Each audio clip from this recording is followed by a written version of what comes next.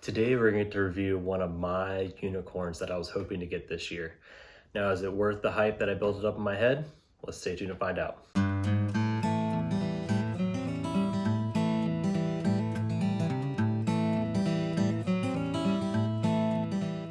Welcome back to the Bourbon Retriever, where I go on the wild, hunt bourbon, and bring it back for you.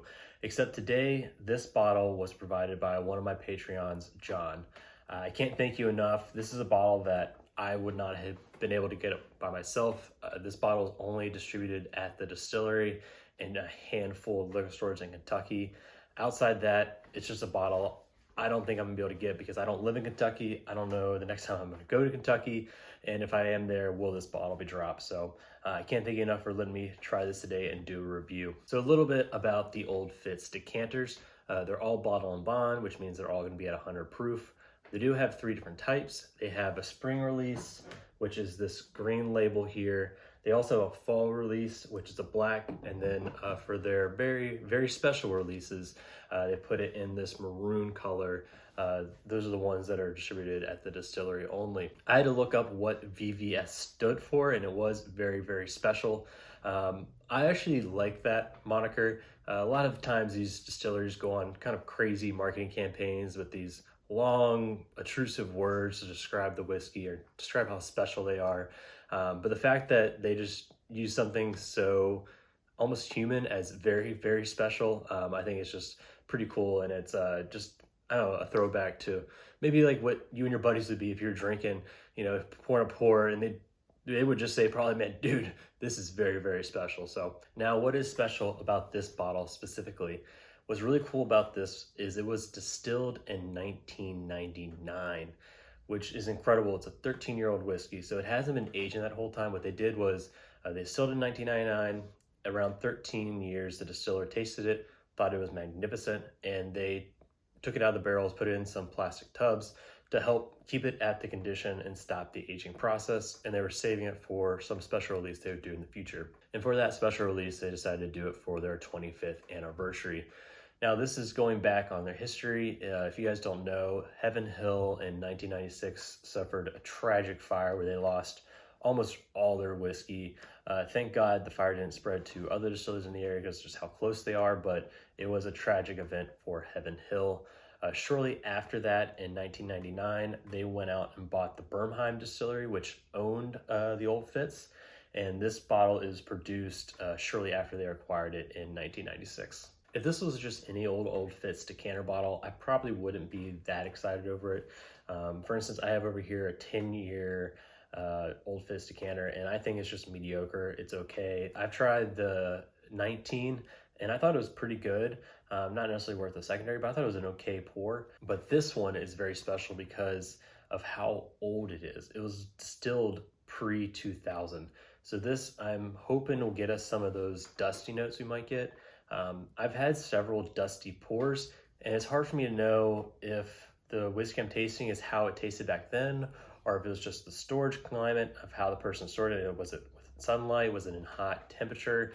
So is it really hard to know if the conditions alter the whiskey or if that's just how the whiskey was back then? So I think this is probably the perfect, closest example we're going to get to what whiskey tasted in 1999, because Heaven Hill knows what they're doing. They have the state-of-the-art facility. So if anyone can store whiskey properly for that period of time, it would be Heaven Hill. And with that out of the way, let's go ahead and jump into the bottle. So I do feel a little scared to open this. It's not my bottle. I always feel weird, especially these high intense bottles, opening it without causing too much damage here. So I'm gonna try and be careful here and try and disturb it as little as possible.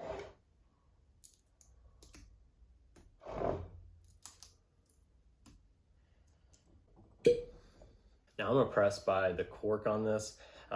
First, it just has a nice, lovely crystal top to it, but this cork is probably the longest cork I've seen in any whiskey bottle. I guess it helps with the long neck here to keep it secure, but with that long cork, this is probably one of the harder whiskey bottles I've had to open, which makes it all more difficult with this tax camp trying to preserve it as much as possible.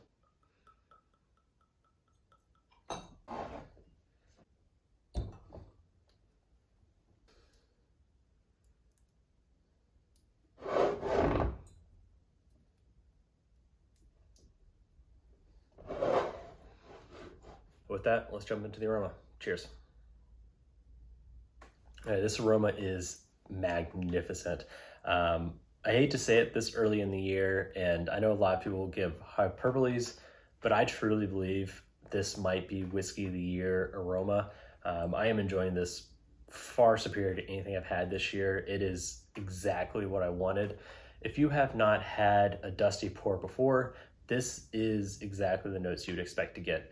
You get that nice old dusty book note, not moldy, not like it's tainted or anything like that, but just I don't know how to describe it. It's just like a nice old leather-bound book that you'd find stuffed in your grandparents' library or something like that. For you Harry Potter fans out there, maybe if you think about the Harry Potter library, how it just has all that nice old wood and then the books just look like they're falling apart. That's the type of book I'm talking about, and it just smells amazing. And then with that dusty book note, you also get this jam fruit note. It's not like the fruit jam you'd get maybe when you're smearing on your breakfast items. This is more of like a nice, dense, very rich jam. Like maybe how any of you make jam at home, you make it nice, dark, and rich, and it doesn't have that artificial notes to it. Maybe like a jam, strawberry or cherry, one of those mixed together is just an absolute fantastic note. Yeah, I could just smell that all day. Pour this, not even drink it, and just smell it. This is a great experience. I don't want to move on to the palate, but just for the sake of review and to move forward, I'm going to move on and take a sip. Cheers. All right, that's not exactly what I would expect from an Old Fitz decanter on the palate. At the beginning, you get a nice, rich sweetness, that wood note, the oaks coming through, some of the sweetness of the jam I was talking about, but that is very short-lived. Even though there's a nice full body, I guess, taste there, it kind of dies off pretty quickly. It moves into almost a rocket ship of spice. I did not expect to have that spice on this. For one, this is not a rye bourbon, it's a wheated mash bill. And two, it's only 100 proof. You know, I can't attribute that high rye spice I'm getting from maybe it's ethanol, but it really is a rocket ship. Right in the middle of it, it just takes off, overpowers the mouth, and then it kind of just dies off, kind of like a roller coaster going downhill, and it just kind of coasts out that rye spice for a nice long finish. Okay, maybe I was a little too harsh on the first sip. You always got to give a second sip before you start blabbering. Now it's lasting a little longer, that nice sweetness I got at the beginning. It's now transitioning longer into the mid palate. It does still have that rye spice at the back end, but the flavors I'm getting are no longer short, and it is taking up a longer portion of the drink, which is what I'm hopeful and glad for. I think it was just my mouth had to get accustomed to drinking some whiskey. I hadn't had any whiskey all day, so the first pours, you can't really judge a book by its cover on that. I said the oak notes taste about its age. It doesn't taste older or younger. It's right at that mark of what its age stated. And then there's just a nice sweetness to it.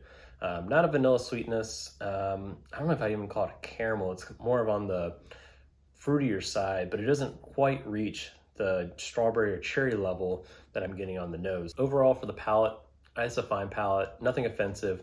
None of the notes are super overpowering and fit my profile, that what I'm looking for. If someone gave me this drink, I think I'd be fine, happy with it. But on the other hand, the aroma, that is where this shines and what makes this a special bottle and one to grab. All right, before I get into my final review of this bottle, where it's a pass, buy, bar pour, backup buy if you get lucky enough, if you're enjoying this content, subscribe to the channel. That way you won't miss any future content going forward. In addition, I'm getting a couple of things started. I've launched a Patreon channel. There are a lot of costs that go involved in this. And more than I thought there would be to start a YouTube channel. So any help would be appreciated to help the channel grow and continue making content going forward.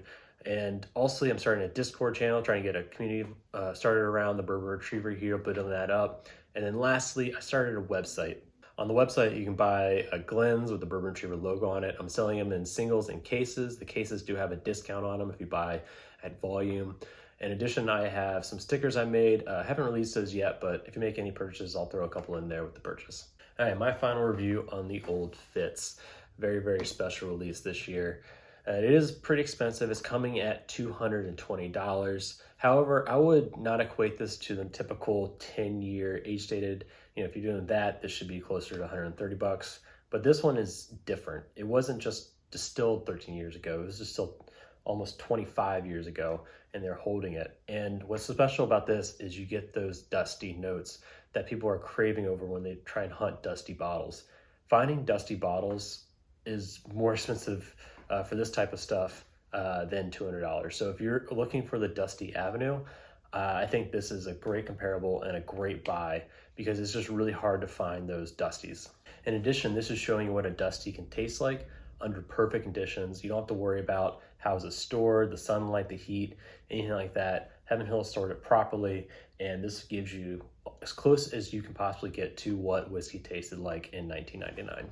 Now, if you're someone who enjoys aroma of the whiskey, this is an instant buy. This is, like I said, probably whiskey of the year for me. I am in love with the smell. I can pour it and just sit there for hours and just smelling it. I think it is absolutely fantastic. However, if you're the person who enjoys drinking it more, which is completely understandable, that's what whiskey is supposed to be for. I think this is very just middle of the road, nothing too spectacular about it.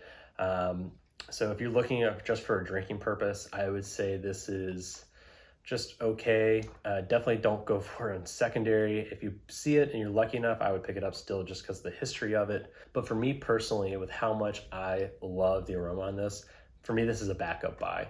I know that's really hard because these are almost impossible to get, but if I see these for $230, I am buying 2 of them if I can. If you can't buy it at MSRP, given how hard they are to find, would I pay secondary on it? It's hard for me to pay $700 in cash for any liquid. That's just a lot of money. But if I would go through my collection, if I can find a couple bottles that get me close to that valuation, this is 100% a bottle I'm gonna try and trade for because this is a bottle I absolutely want. Many times when I'm looking to build out my collection, it's already kind of getting rather large for one person. So I always try and evaluate, is there something unique about this bottle, something special where it fits a hole in my shelf, where I don't have something that already kind of fits that profile. And I think this fits that bill to a T. It is a dusty today pour, a current release pour that is just almost impossible to find.